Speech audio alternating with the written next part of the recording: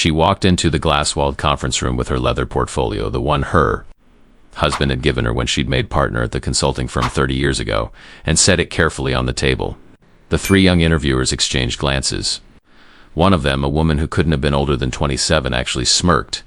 "Is that ... a paper résumé?" she asked, her voice dripping with barely concealed amusement. "Like from the 90s? The others laughed. Patricia Morgan, 58 years old, looked at each of them calmly and said, "Yes, I've always believed in the importance of a well-prepared physical document." She didn't tell them that she was the one who'd trained their CEO when he was a terrified 24-year-old MBA graduate who couldn't run a basic financial model. She didn't tell them that every system they were currently using in their company had been designed based on principles she'd taught. She didn't tell them any of that. But 4 hours later, when their CEO walked into that same conference room and saw her sitting there after she'd been rejected, his face went white. And what happened next would become the most viral business story of the year. Patricia Morgan woke up at 5:47 a.m. on a Tuesday in September, 3 minutes before her alarm was set to go off.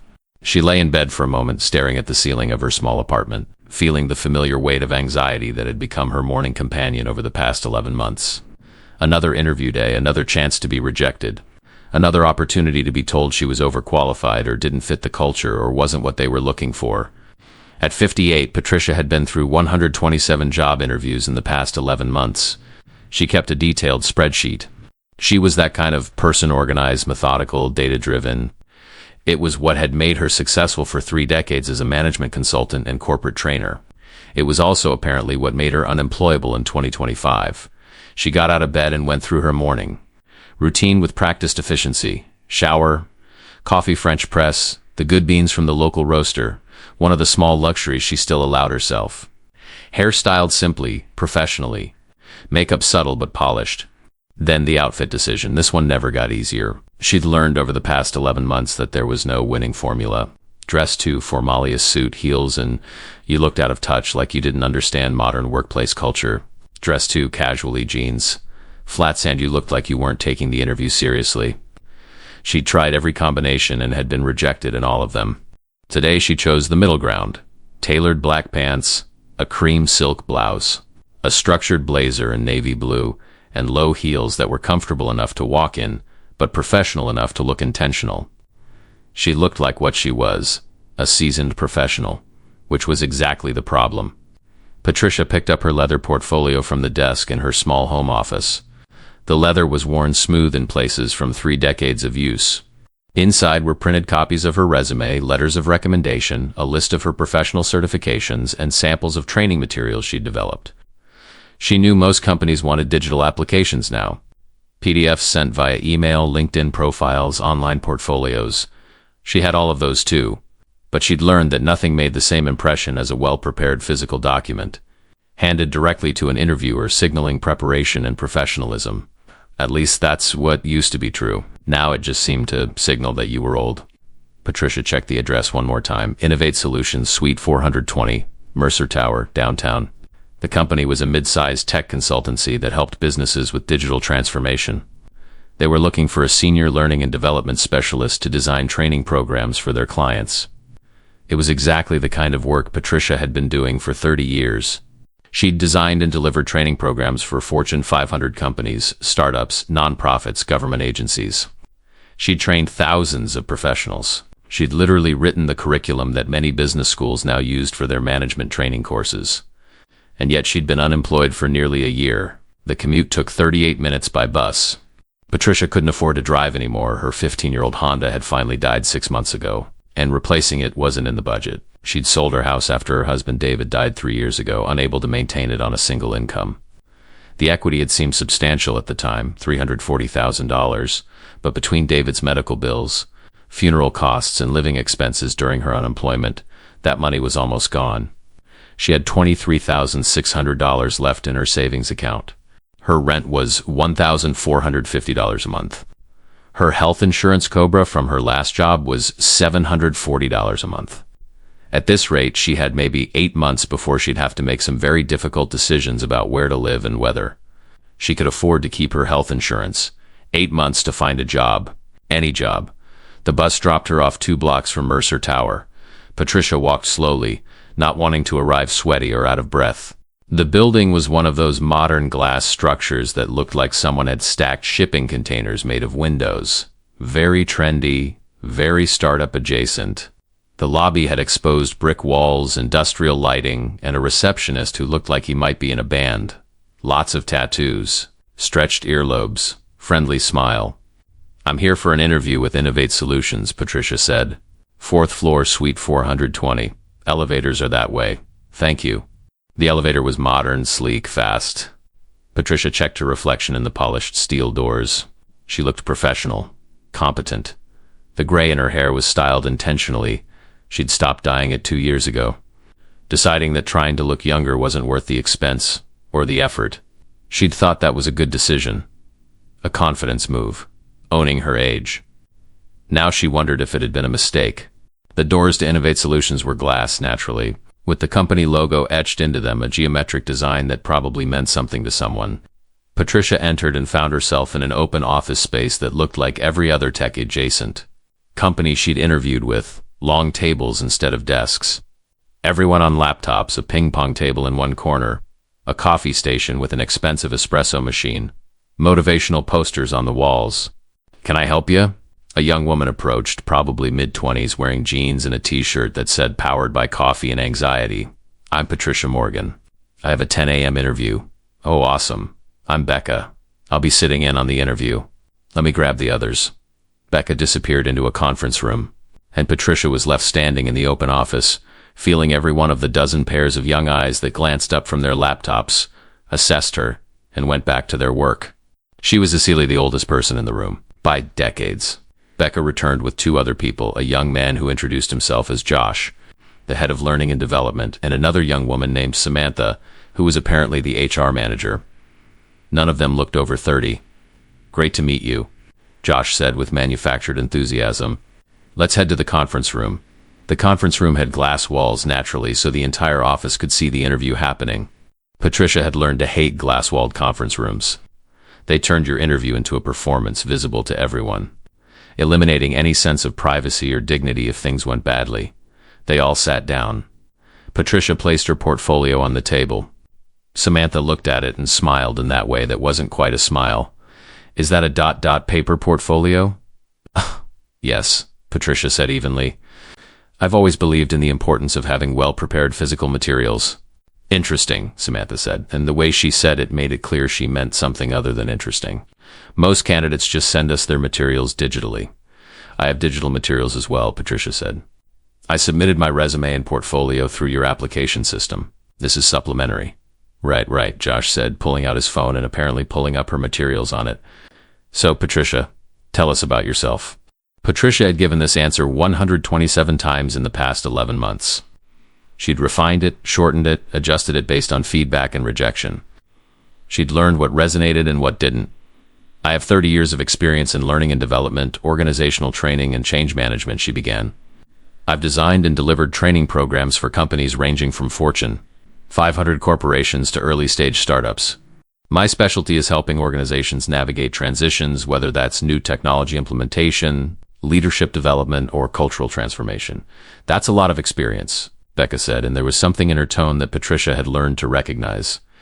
"That's a lot of experience" was code for "you're old." "It is," Patricia agreed. "Which means I've seen most of the common challenges organizations face, and I've developed frameworks for addressing them." "But have you worked specifically with digital transformation?" Josh asked, because that's our core business. Helping companies modernize their operations, adopt new technologies, move to cloud-based systems. "Do you have experience with that?" "Extensively," Patricia said. "I was part of the team that helped North Star Financial migrate their entire operation to cloud-based systems in 2018. I designed the change management training that helped 3,000 employees transition to new workflows. The project was completed on time and under budget, and employee adoption rates exceeded 95%. 2018, Samantha repeated. "So, 7 years ago." "Yes. Technology has changed a lot since then." "The technology has changed," Patricia agreed. "The fundamental principles of adult learning and organizational change management haven't. People still resist change for the same reasons. They still need the same types of support to adopt new systems. The tools are different, but the psychology is the same." The 3 interviewers exchanged glances. Patricia had learned to read these silent communications. They were deciding something. Probably that she was too old, too expensive, too stuck in her ways. "Can I be honest with you, Patricia?" Josh said, leaning forward.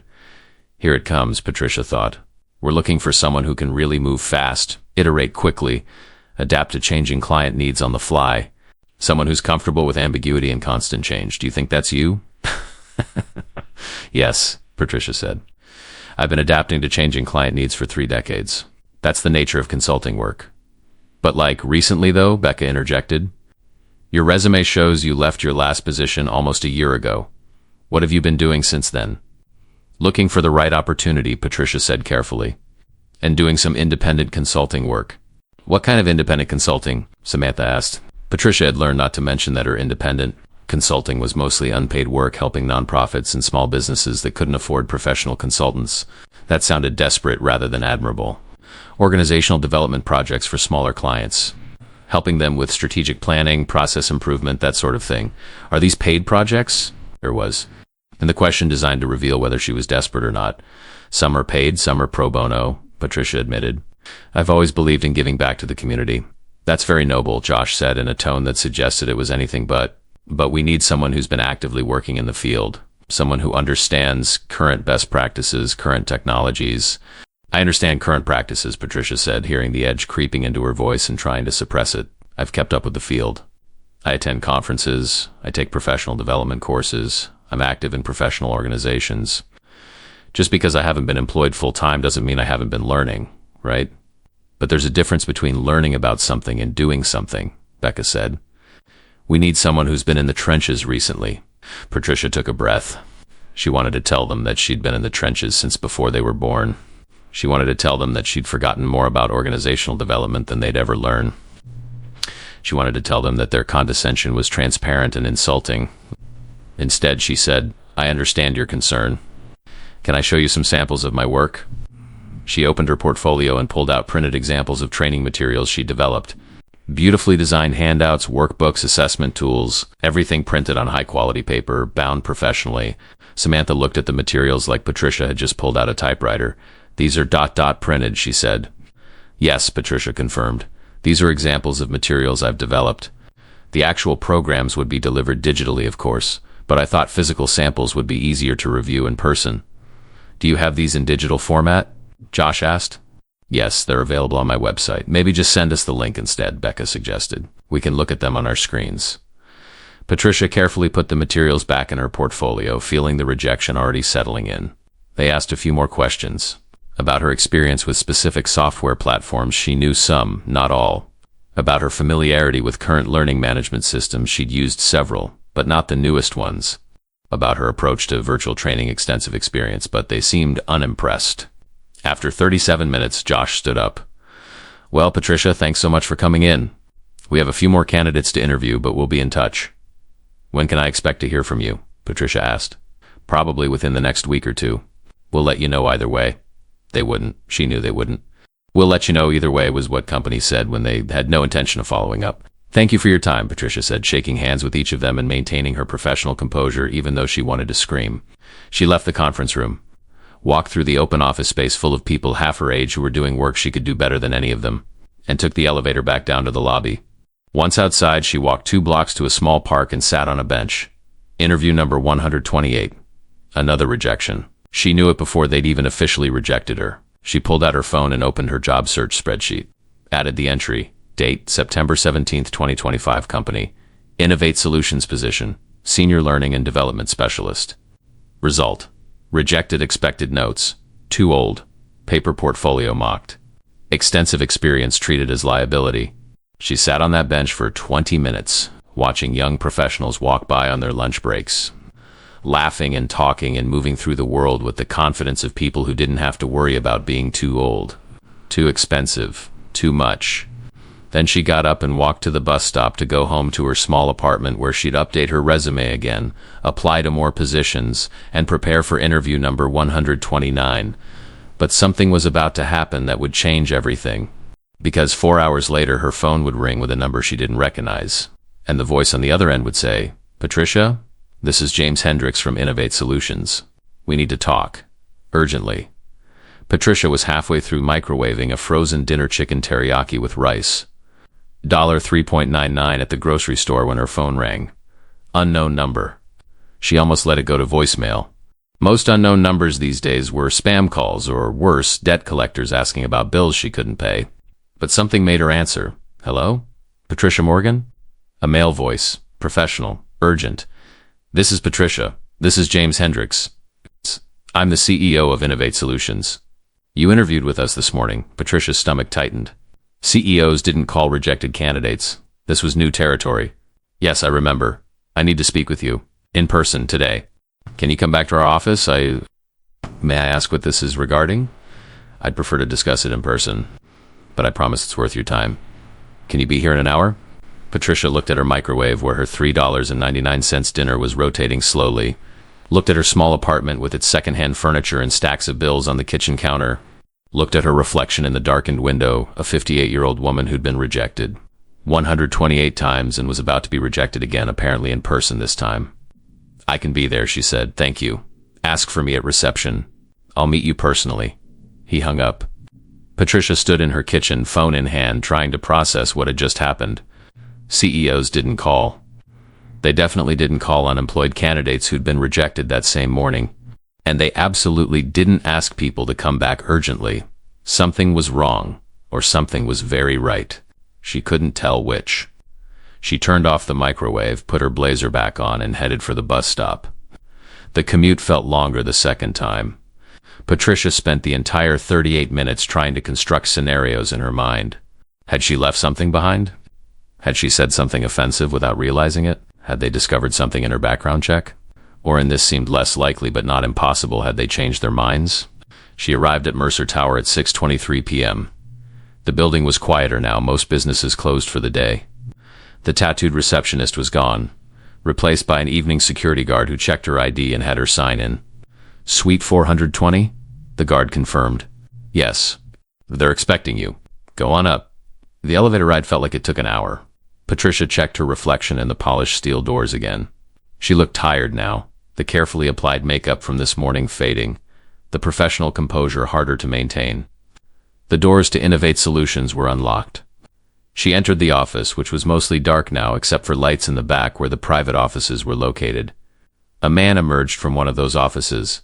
Late 30s, Asian American, expensive suit, the kind of person who looked like success had come easily and early. Patricia, he said, extending his hand. James Hendricks. Thank you for coming back. His handshake was firm, genuine. Patricia studied his face, trying to place him, but came up empty. Of course, she said. Though I'll admit I'm confused about why you wanted to see me. Please come to my office. Can I get you anything? Coffee? Water? Water would be nice, thank you. James led her to a corner office with floor-to-ceiling windows overlooking the city. The office was decorated with expensive furniture, modern art, and numerous awards on the shelves. This was a man who'd achieved significant success.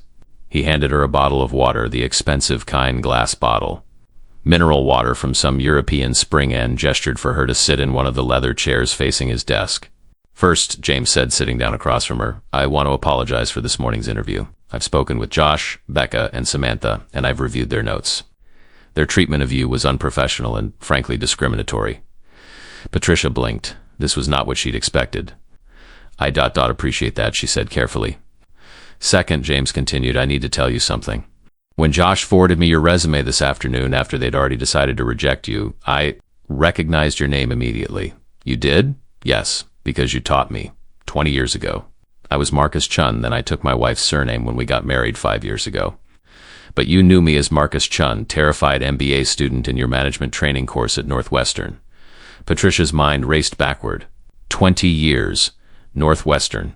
She'd taught dozens of courses there as an adjunct professor while maintaining her consulting practice. Hundreds of students. Marcus Chun. And then it clicked. A memory surfacing. A young man, 23 or 24, brilliant but lacking confidence. Always sitting in the front row, asking insightful questions, staying after class to discuss concepts. Marcus, Patricia said slowly. You wrote your thesis on organizational learning systems. You remember, James Marcus said and smiled. I didn't think you would. I was one of probably 200 students you taught that year. I remember the ones who actually cared, Patricia said. You were one of them. You came to my office hours every week. You wanted to understand not just what worked, but why it worked. You changed my entire approach to business, Marcus said. Everything I've built, he gestured at the office, the company beyond, is based on principles you taught me, the frameworks you developed, the way you thought about organizational development and adult learning. Patricia felt something shifting in the room. This wasn't just a polite walk down memory lane. Marcus James, why am I here? 2 reasons, he said, his expression becoming serious. First, because my team rejected you this morning based on age bias, and that's unacceptable. You're one of the most qualified candidates we've interviewed for this position. The fact that Josh, Becca, and Samantha couldn't see that is a failure of our hiring process and our culture. And the second reason is that I need your help desperately right now. He turned his laptop to face her. On the screen was an email chain. The subject line, RE North Star Financial Implementation Urgent. Patricia recognized the name immediately. North Star Financial. She'd worked with them 7 years ago on their cloud migration project. What's going on with North Star? She asked. They're one of our biggest clients. We've been working with them for the past 18 months on a massive digital transformation project. New CRM system, new financial management platform, new project management tools. Everything integrated. It's a $4.2 million contract. That's substantial. It was going well, until last week. We pushed a major update to their training program, completely redesigned their onboarding process for the new systems. And it's failing catastrophically. How catastrophically? Employee adoption rate is at 23%. User complaints have increased 400%. 3 department heads have threatened to quit if we don't fix it. And as of this afternoon, North Star's CFO sent us an email saying if we don't resolve the issues within 48 hours, they're terminating the contract and demanding a full refund. $4.2 million. Patricia scanned the email chain. It was worse than Marcus had described. The training program they'd implemented was a disaster. Too complex, too technical, no consideration for different learning styles or experience levels. It was everything she'd spent 3 decades teaching people not to do. Who designed this training program? Patricia asked. Our head of learning and development, Josh? Yes. The same Josh who interviewed me this morning? Yes. Patricia looked up from the laptop. So let me understand this. Josh rejected me this morning saying I wasn't qualified for your learning and development position. And this afternoon you discovered that his training program, the one he presumably designed using his modern, current cutting-edge expertise, is catastrophically failing and about to cost your company $4.2 million. That's correct. And you're calling me because you're the one who designed the original training program for North Star 7 years ago. The one that had a 95% adoption rate, the one that became the model for how they approach all their technology implementations. And because I know that if anyone can fix this mess in 48 hours, it's you. Patricia sat back in her chair, processing everything. Marcus, I appreciate the confidence, but I was rejected this morning. Your team made it very clear that I'm not what you're looking for, that I'm too old, too out of touch, that my experience is outdated. They were wrong, Marcus said flatly. Completely, embarrassingly wrong, and I'm prepared to prove it. How? By hiring you right now as a senior consultant. $180 per hour, immediate start. You fix the North Star situation, and then we'll talk about a permanent position. Patricia did the math automatically. $180 per hour.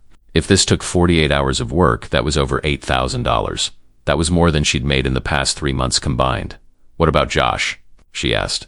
He's your head of learning and development. I assume he has to approve bringing in a consultant. Josh is on thin ice right now. He created this disaster, and he's spent the past 3 days insisting it's not his fault, that the client is the problem, that their employees are just resistant to change.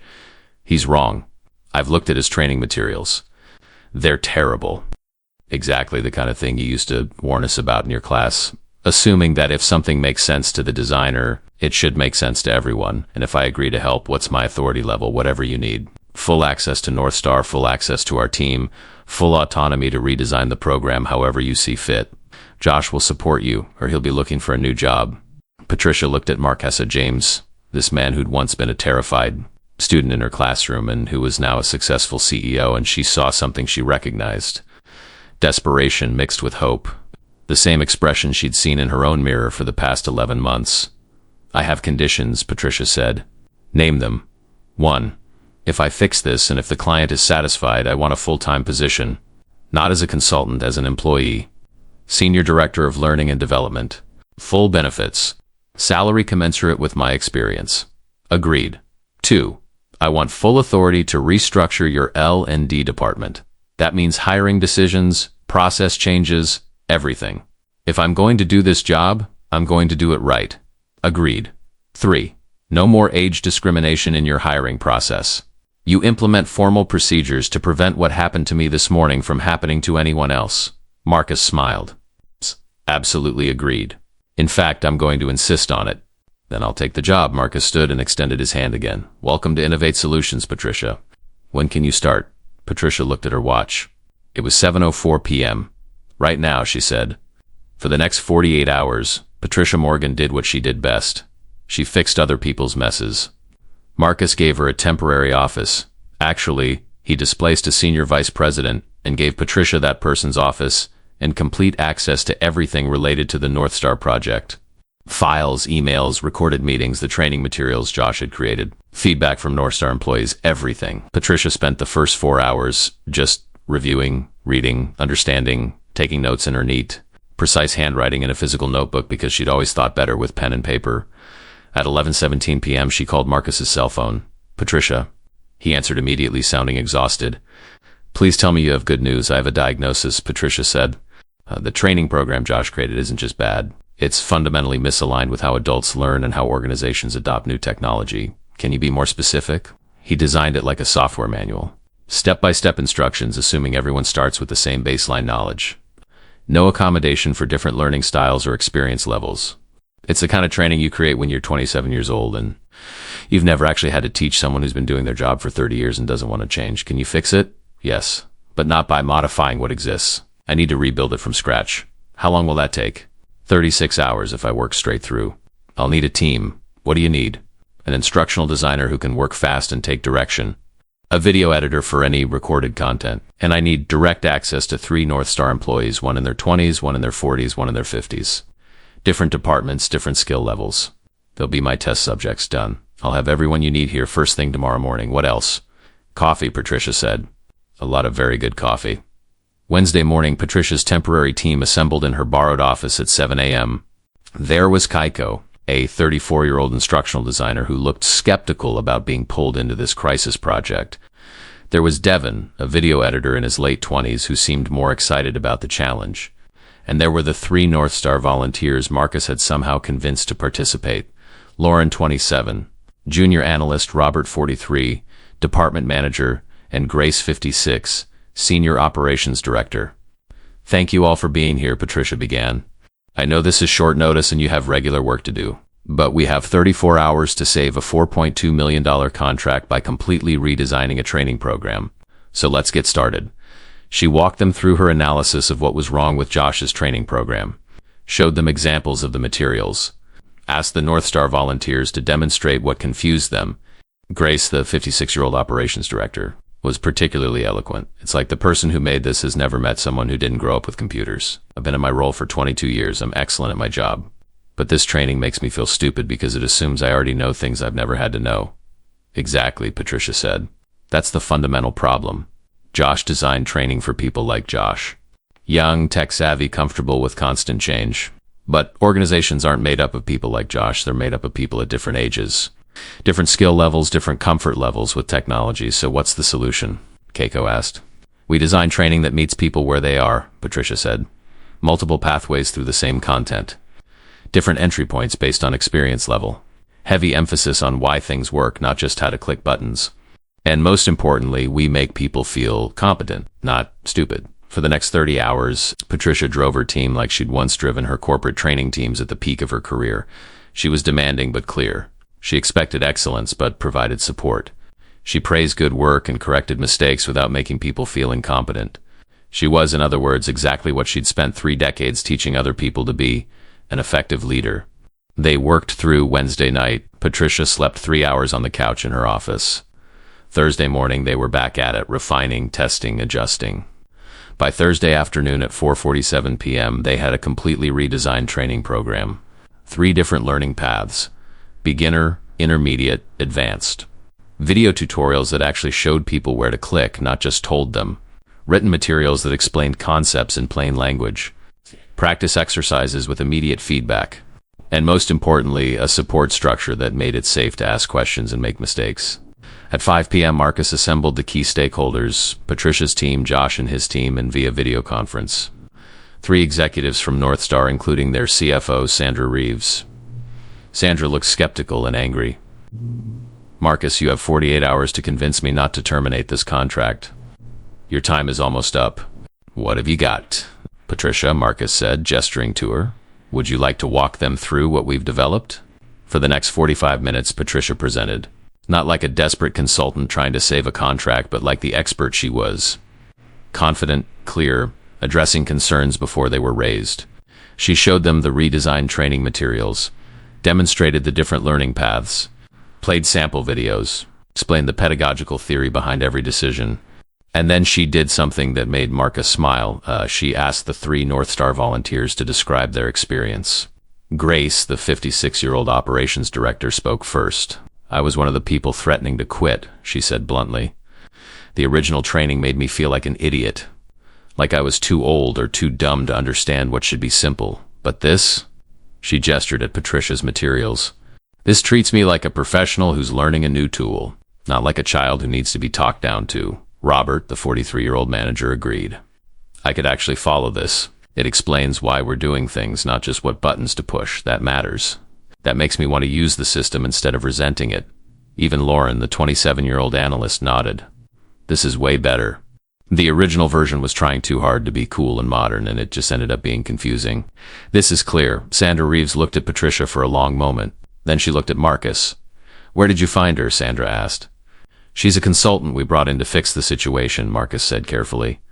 She looks familiar, Sandra said, still studying Patricia. We met 7 years ago, Patricia said.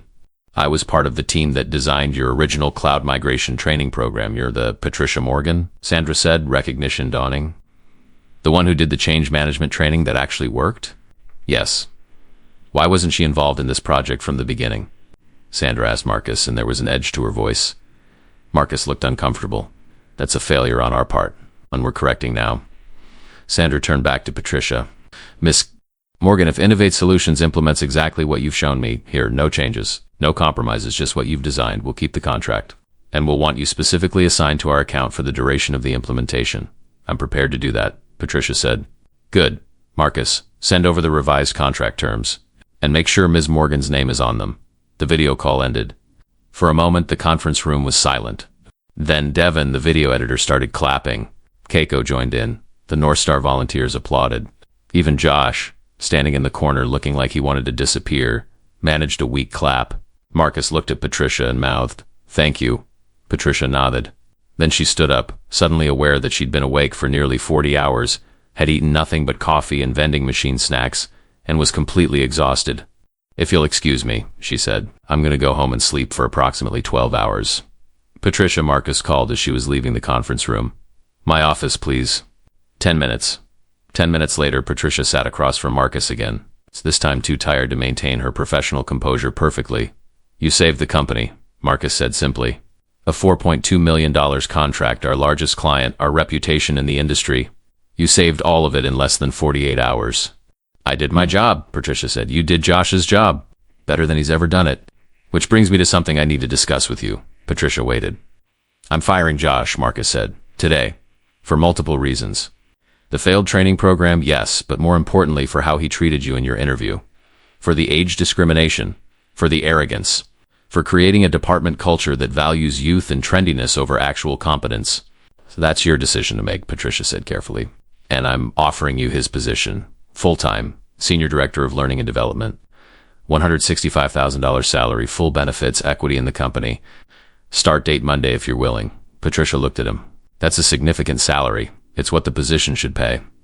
What I've been paying Josh is actually higher, $175,000, but he had equity that's now underwater because of this disaster.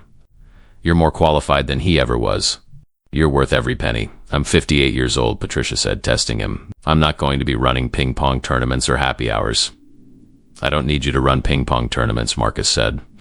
I need you to build a learning and development department that actually works, that serves our clients effectively, that doesn't discriminate against people based on age or any other factor that's irrelevant to competence.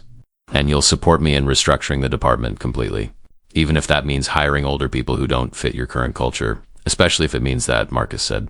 This experience has shown me that our culture is broken. We've been so focused on being young and cool and disruptive that we've forgotten that expertise matters. Experience matters. You matter. Patricia felt something in her chest that she hadn't felt in 11 months. Not just relief, not just gratitude, but vindication. "I'll take the job," she said. "On one condition. Name it. Tomorrow I want you to call an all-hands meeting, and I want you to tell everyone exactly what happened. That your team rejected me because of age discrimination. That I came back and saved a major client. And that moving forward, this company will value competence over cultural fit." Marcus smiled. Done. Friday morning arrived with the kind of clarity that only comes after a crisis has been resolved and sleep has been had. Patricia woke up in her small apartment at 6:15 a.m. early, but not as early as usual, feeling something she hadn't felt in almost a year. Not just rested, but purposeful. She had a job. A real job, starting Monday. She made coffee in her French press and sat at her small kitchen table with her laptop, opening her job search spreadsheet one final time. Date, September 19th, 2025. Company, Innovate Solutions. Position, Senior Director of Learning and Development. Results, accepted salary, $165,000 plus benefits plus equity. Notes, hired after saving $4.2 million client contract. Age discrimination reversed.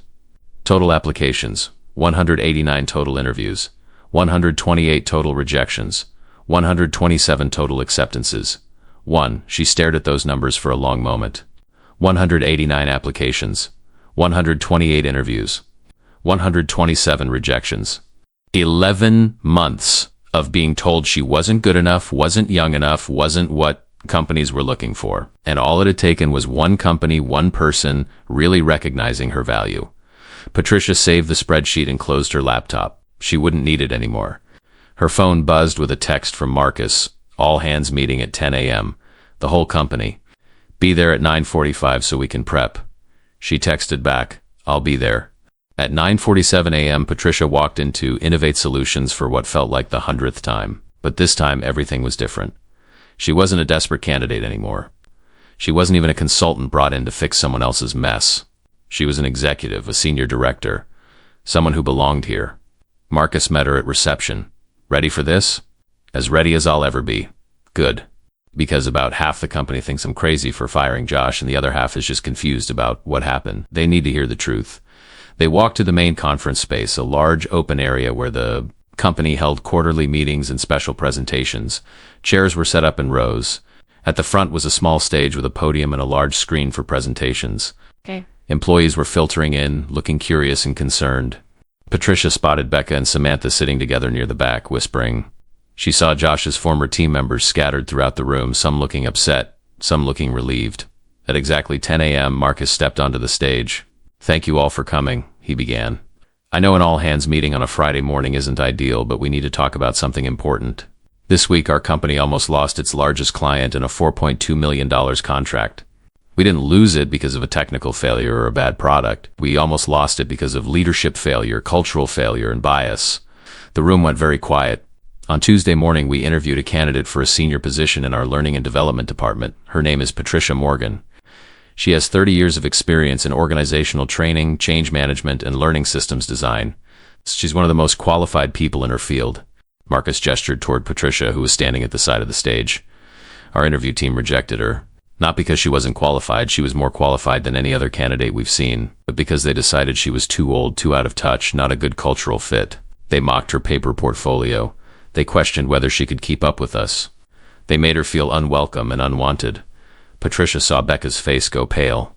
Samantha was staring at the floor. That same day, we discovered that our North Star financial training program designed by our head of learning and development was failing catastrophically. Okay. Our client was threatening to terminate the contract and demand a full refund.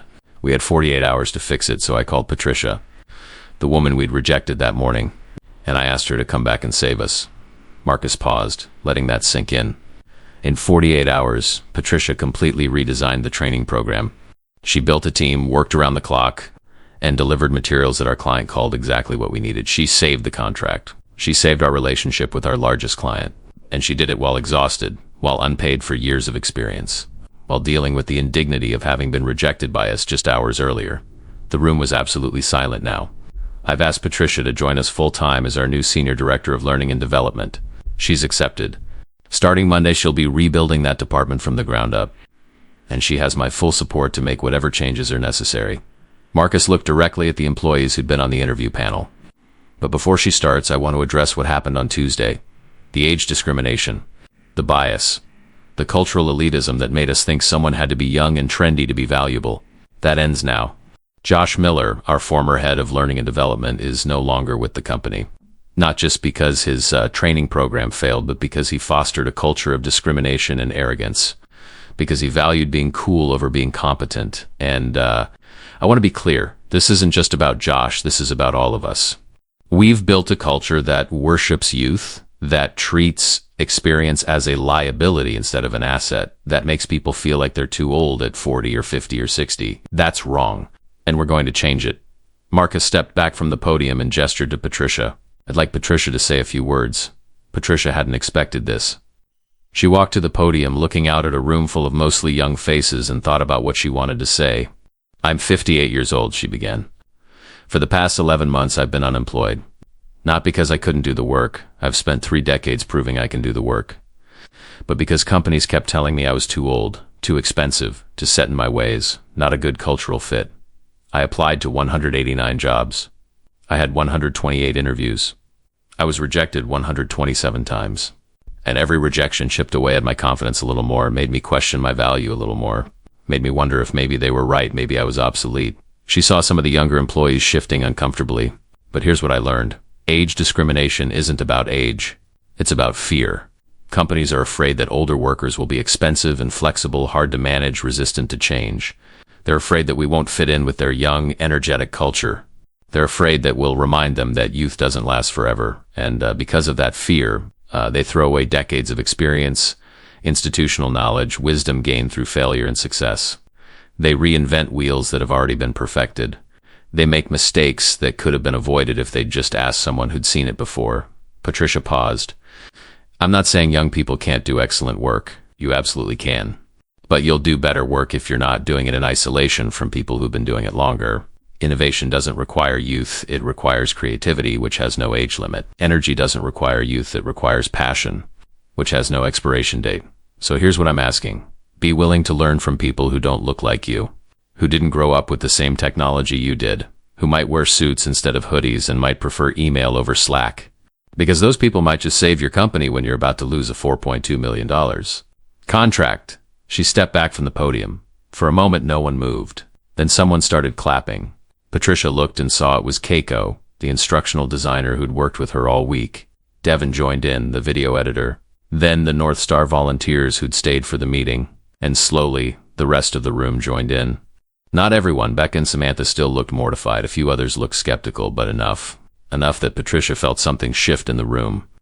After the meeting ended, employees lined up to talk to her. Some apologized for the interview. Some asked questions about what she'd be changing.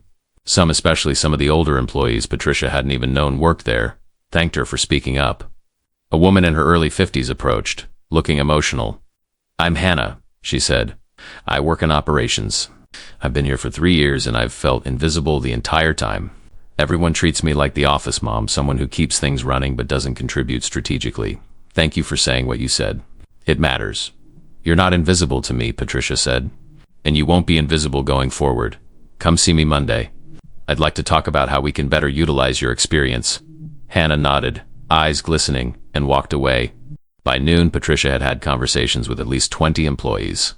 Some were skeptical, some were supportive, but all of them now knew that age discrimination wouldn't be tolerated anymore. She was exhausted by the time the crowd thinned out. Marcus approached. That went better than I expected. Did you expect a riot? I expected more resistance, honestly. But I think people needed to hear it. Needed to understand that what happened to you was wrong. It was wrong, Patricia agreed. But it's also incredibly common.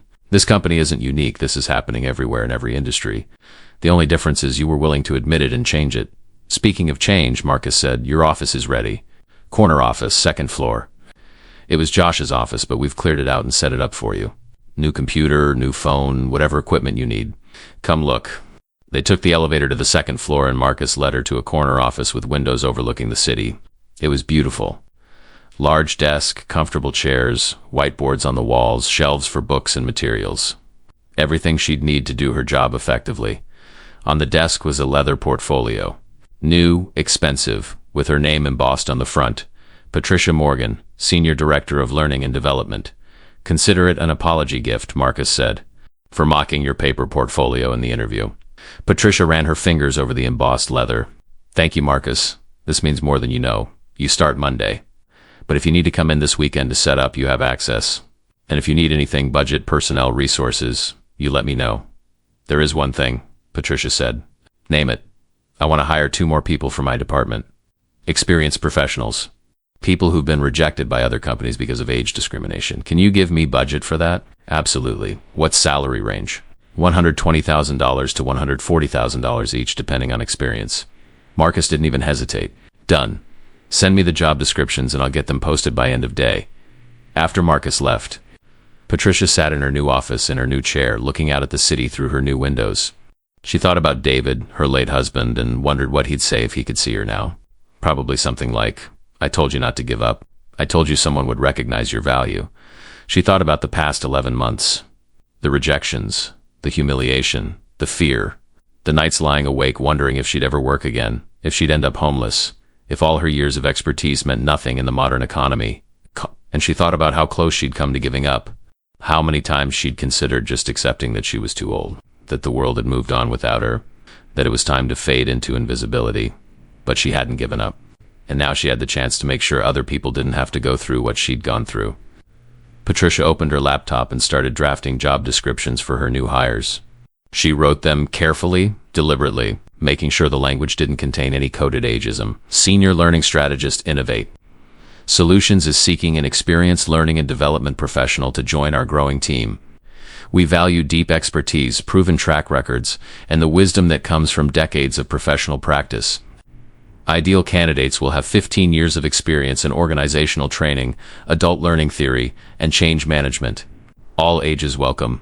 We are committed to building an age-diverse team. She posted the job descriptions on multiple platforms, including specialized job boards for experienced professionals and older workers. Then she sent an email to Marcus. Marcus, I want to implement a formal mentorship program pairing experienced professionals with younger employees. Not in a patronizing way, true partnerships where both sides learn from each other. Young employees bring fresh perspectives and technological fluency. Experienced employees bring institutional knowledge and hard-won wisdom. Together, they're stronger than either group alone. Can we discuss at our first official meeting Monday? Patricia, his response came back within minutes. Patricia, absolutely yes. This is exactly what we need. Let's put an hour on the calendar Monday afternoon to discuss implementation. Also, I got a call from Sandra Reeves at North Star this afternoon. She wants to hire you for a consulting project helping them redesign their entire training infrastructure across all departments. She specifically asked for you, not Innovate Solutions generally. This could be a 6-figure project. Congratulations, you've been here less than a week and you're already our most valuable employee.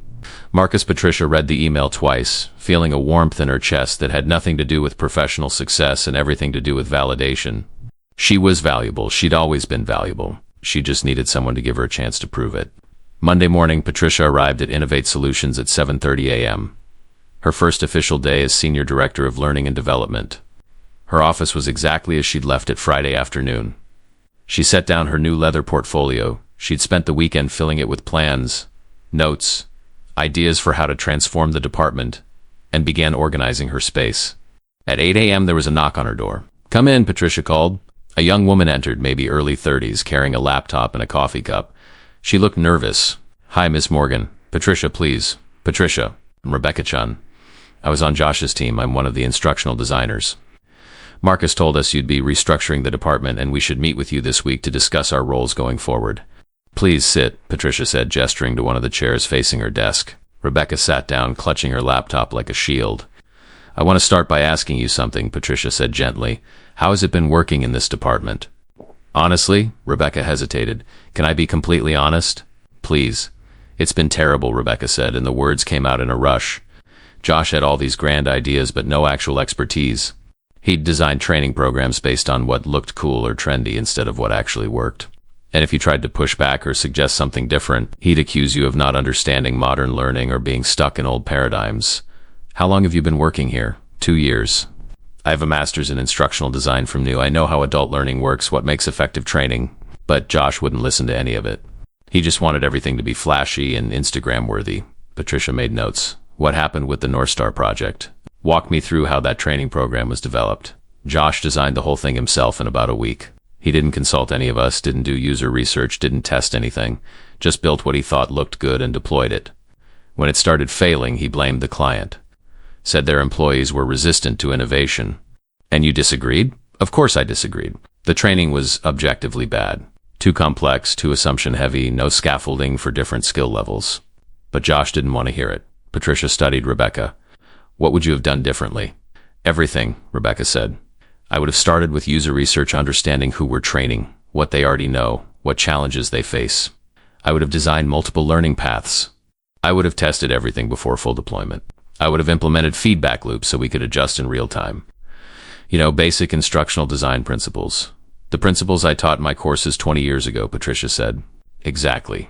The principles that still work because they're based on how humans actually learn, not on what's trendy. Patricia smiled. Rebecca, how would you feel about being promoted to lead instructional designer?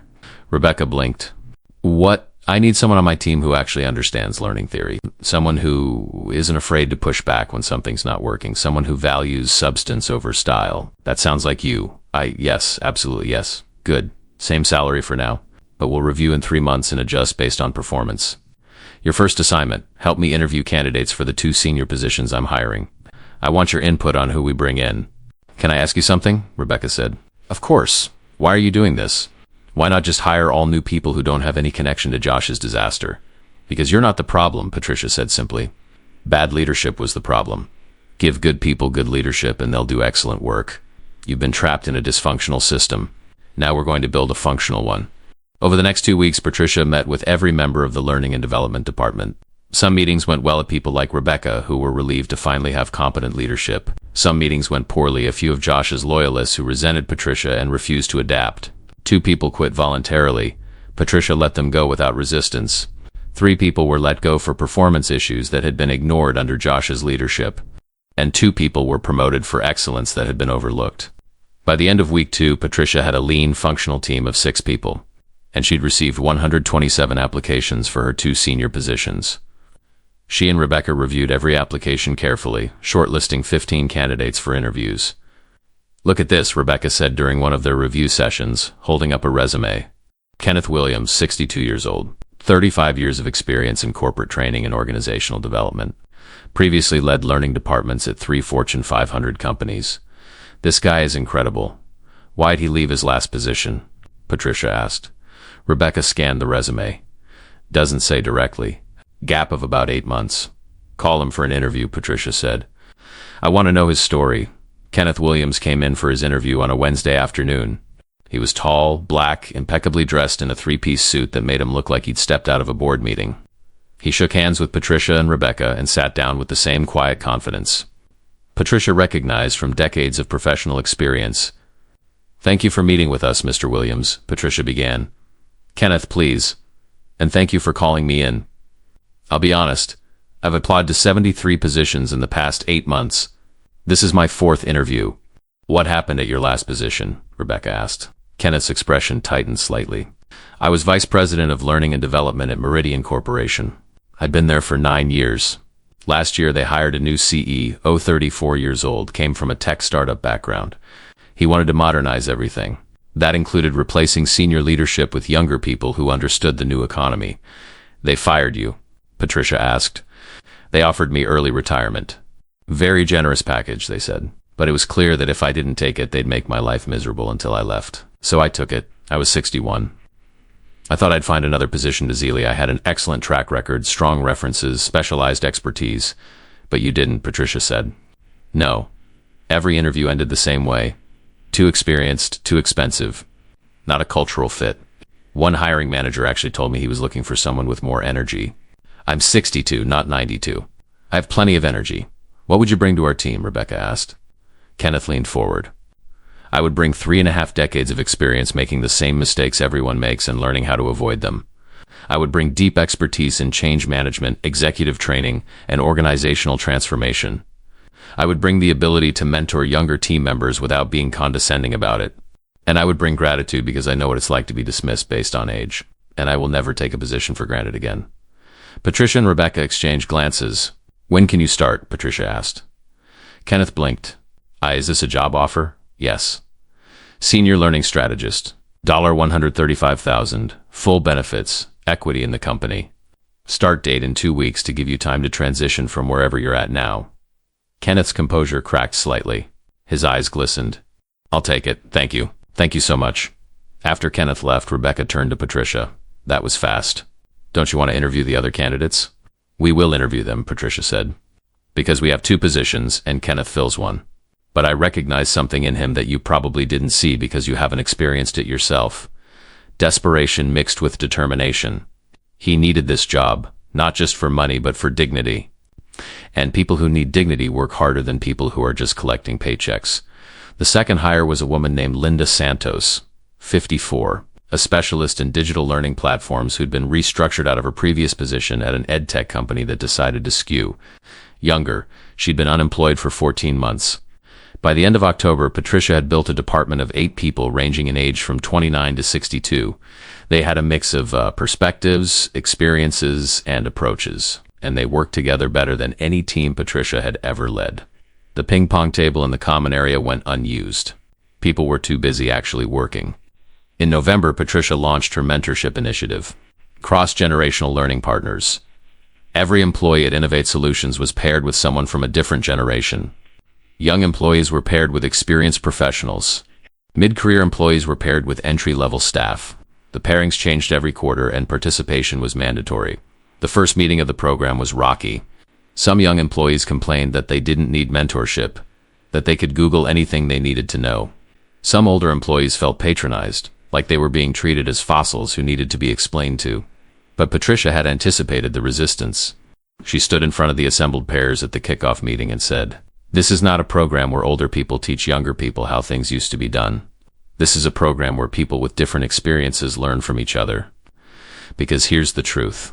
The 25-year-old who's a digital native can teach the 55-year-old about new tools and platforms.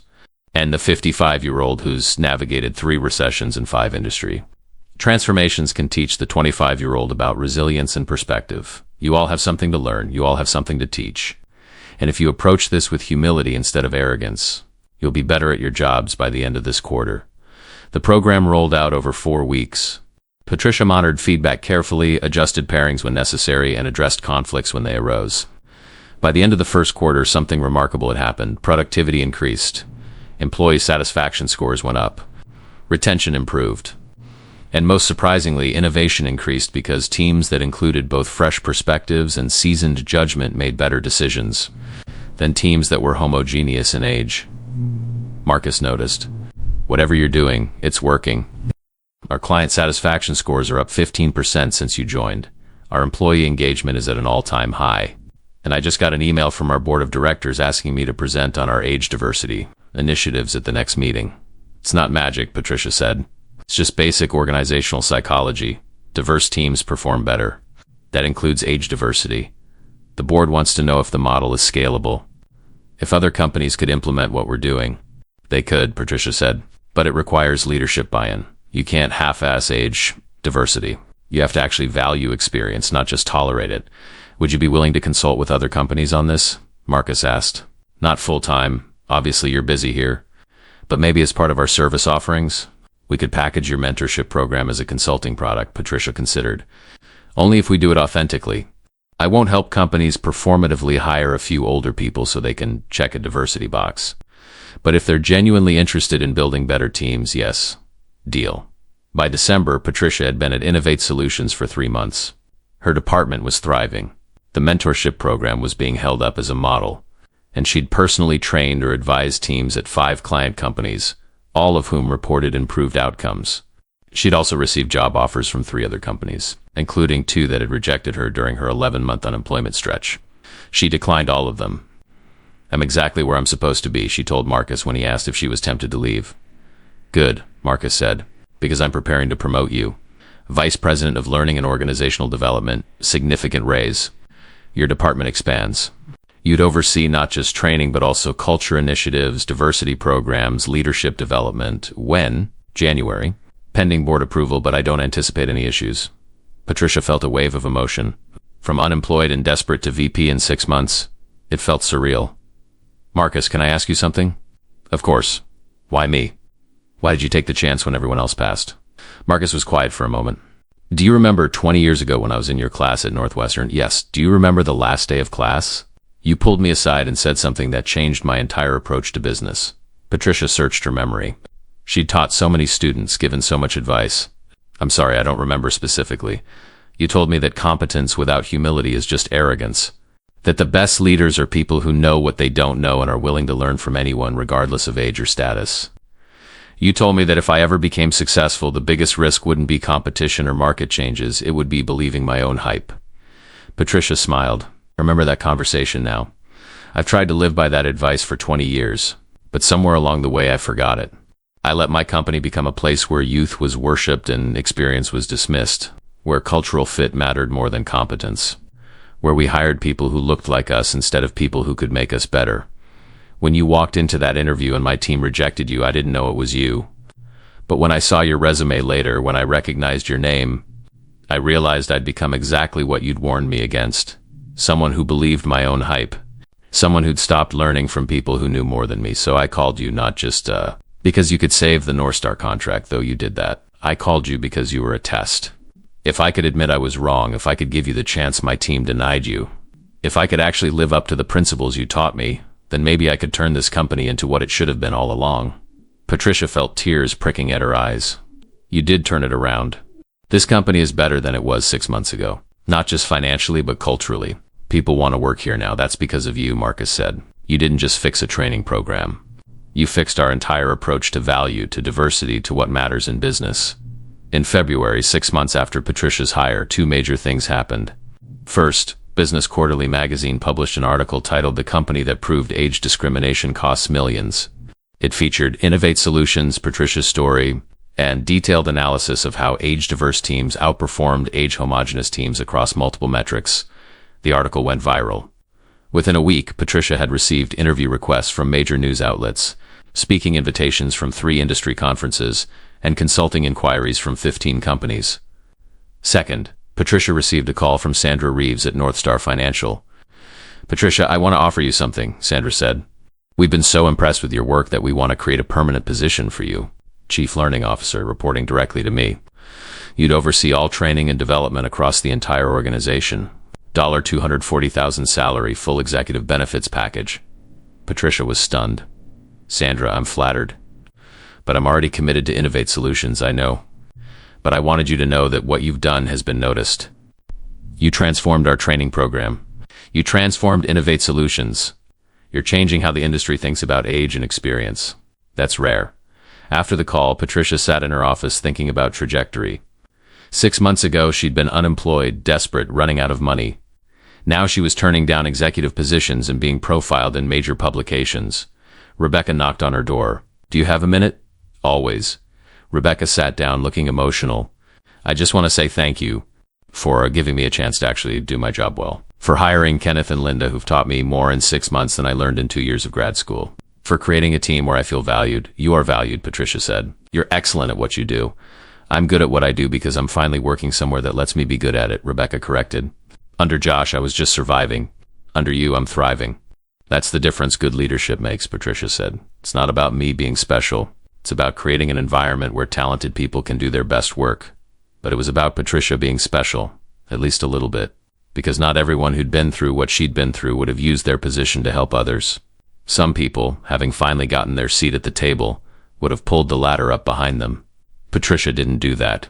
Instead, she used her platform to advocate for other older workers, to push back against age discrimination, to change systems from the inside. In March, she spoke at a major HR conference. The room was packed over 800 people. She told her story.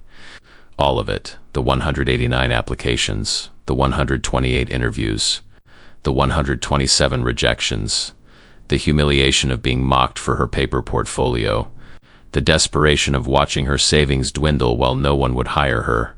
And then she told them what happened after, how one person recognizing her value had changed everything, how her experience and wisdom had saved a multi-million-dollar contract. how her department had become the most successful in the company by deliberately building age diversity. Age discrimination costs companies millions of dollars in lost productivity, failed initiatives, and preventable mistakes, Patricia said. But more than that, it destroys lives. It takes people who've spent decades building expertise and tells them they're worthless. It creates a generation of workers who age out of employability in their 50s and have no idea how they'll survive the next 20 years. We can do better. We must do better. Because every one of you in this room will eventually be the older worker. And when that day comes, you'll want the kind of company that values experience instead of fearing it. The standing ovation lasted 3 minutes. Afterward, dozens of people approached her. Many were older workers who'd experienced similar discrimination. Some were HR professionals who wanted to implement age diversity initiatives at their companies. A few were CEOs who admitted they'd been part of the problem and wanted to change.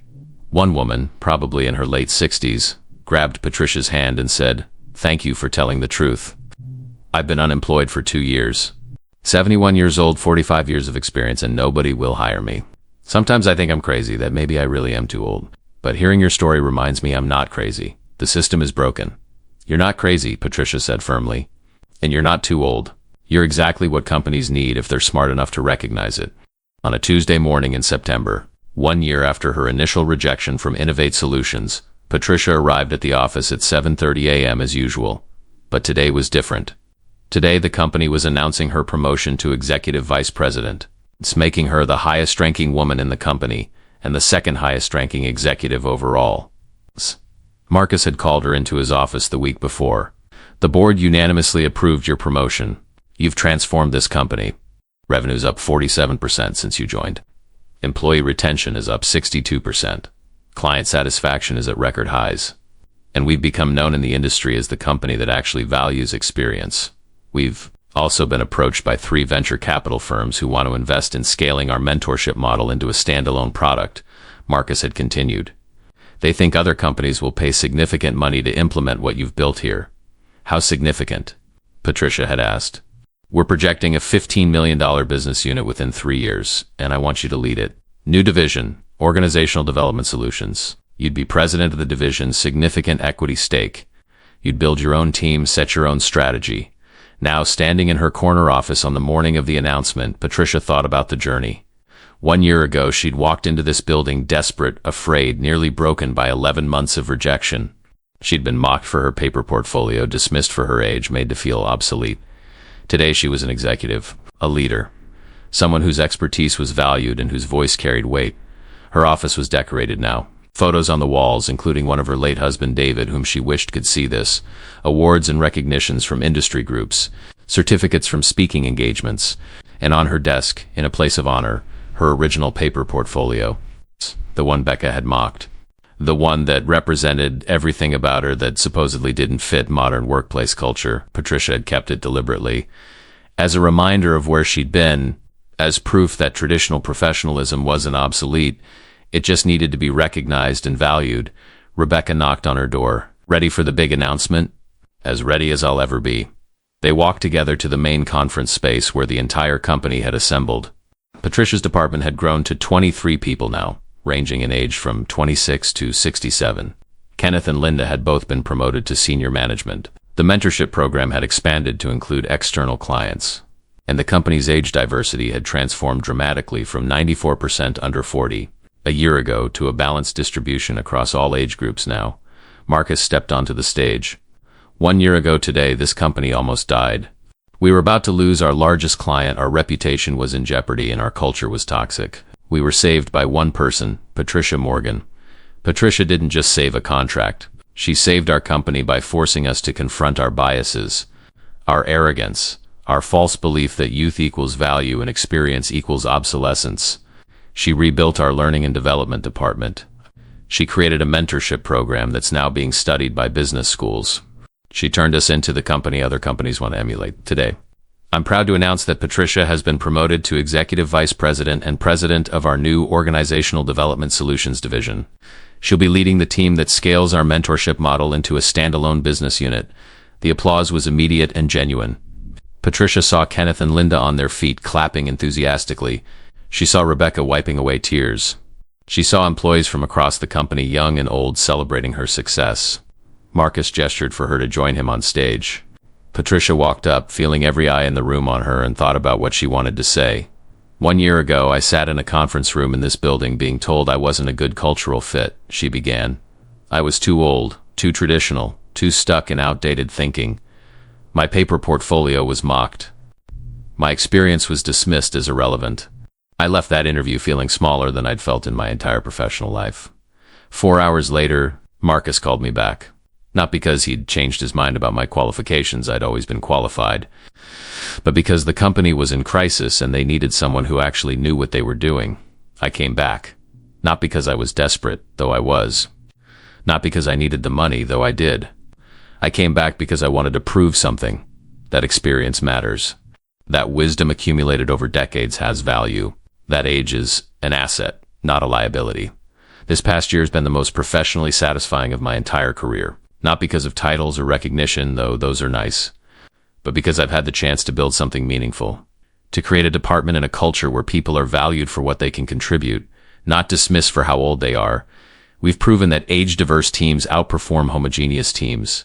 We've proven that mentorship across generations creates innovation that neither young nor old could achieve alone. We've proven that companies that value experience alongside youth are more successful, more resilient, more human. But we didn't just prove it for ourselves. We've started a conversation. Other companies are changing their hiring practices. Other leaders are examining their biases. Other older workers are finding opportunities they'd been denied. That's what I'm most proud of. Not what I've achieved personally, but what we've started collectively. Patricia paused, emotion catching in her throat. I want to close with something I learned this past year. Your value doesn't decrease because other people fail to recognize it. Age discrimination is real, it's painful, and it's destructive. But it's not a reflection of your worth. It's a reflection of a broken system. To everyone in this room who's ever been told you're too old, too experienced, too expensive, too anything, you're not the problem. The system is the problem, and we're fixing it. One company, one hiring decision, one mentorship pairing at a time. Thank you for believing in this work. Thank you for being part of the change. And thank you for proving that a company can be successful and humane at the same time. The applause this time was thunderous. After the meeting, Patricia returned to her office to find a package waiting on her desk. Inside was a new leather portfolio, but this one was different. Embossed on the front were the words, Patricia Morgan, Executive Vice President, and tucked inside was a handwritten note from Marcus. Patricia, 20 years ago you taught me that competence without humility is arrogance. You also taught me something I didn't fully understand until this year, that wisdom without opportunity is tragedy. Thank you for not giving up during those 11 months of rejection. Thank you for coming back when I called. Thank you for transforming not just this company, but my entire understanding of what makes a business truly successful. Your paper portfolio wasn't obsolete. Our thinking was obsolete. Congratulations on your promotion. It's the least you deserve. Patricia read the note twice, then carefully placed it in her new portfolio alongside documents from her first portfolio, the application she'd brought to that humiliating interview a year ago.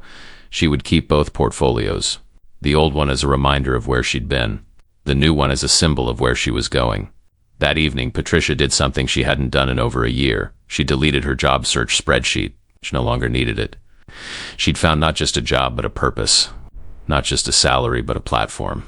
Not just a position, but a chance to change an industry's broken culture from the inside. And as she shut down her laptop and prepared to leave for the day, Patricia thought about all the other people still stuck in that painful limbo she'd escaped. The 50-somethings and 60-somethings sending out applications to companies that would never see their value. She couldn't save all of them, but she could save some of them. Through the division she was building, through the consulting work she was doing, through the speeches she was giving and the articles she was writing, she could make sure that fewer people had to experience what she'd experienced, the humiliation, the desperation, the feeling that your decades of expertise meant nothing to a world obsessed with youth. That was her mission now, and she was just getting started. 3 years after Patricia Morgan walked into Innovate Solutions with her mocked paper portfolio, the Wall Street Journal published a front-page article titled, The $50 Million Diversity Revolution That Started with One Resume. The article detailed how Patricia's Organizational Development Solutions division had become a standalone company valued at over $50 million, working with 127 client companies to implement age-diverse hiring practices and cross-generational mentorship programs. It featured interviews with Kenneth Williams, now Chief Learning Officer of the division, with Linda Santos, who'd become a nationally recognized expert on digital learning for all ages, with Rebecca Chun, who at 34 was managing a team of 15 people spanning 4 decades of age ranges, and it featured testimony from dozens of older workers who'd been hired by companies working with Patricia's division, people who'd been unemployed for months or years, who'd been rejected over and over, who'd thought their careers were over at 50 or 55 or 60. Patricia Morgan saved my life, said one 63-year-old woman who'd been hired as a senior consultant after 18 months of unemployment. Not figuratively, literally. I was 3 months from bankruptcy when a company that was working with her division hired me. I thought I was unhireable. She proved I was just in the wrong market. The article ended with Patricia's reflection on the journey. Age discrimination isn't inevitable. It's a choice companies make, often unconsciously, based on biases they don't examine. But it's also a choice they can unmake. Every company that decides to value experience alongside youth, that implements fair hiring practices, that creates mentorship programs across generations, every one of those companies proves that doing business ethically and doing business successfully aren't contradictory goals. We've changed over 100 companies in 3 years. That's not enough. There are millions of companies, millions of older workers still facing discrimination. But it's a start. And every person we help, every culture we shift, every CEO who examines their biases, that's one more step toward a world where your value doesn't expire at 50. Patricia kept a copy of that article framed in her office, not because she was proud of the recognition, though she was, but because it represented something bigger than her personal success. It represented proof that one person refusing to accept injustice could create ripples that became waves that became movements. It represented hope for every person who'd ever been told they were too old, too expensive, too irrelevant. And it represented a promise she'd made to herself that day she'd been mocked for her paper portfolio. That if she ever got the chance, she'd make sure other people didn't have to fight as hard as she'd fought. She'd kept that promise. And she wasn't done yet. Because as long as age discrimination existed, as long as qualified people were rejected for being too experienced, as long as companies mistook youth for innovation and age for obsolescence, there was work to do. And Patricia Morgan, now 61 years old, was exactly the right person to do it.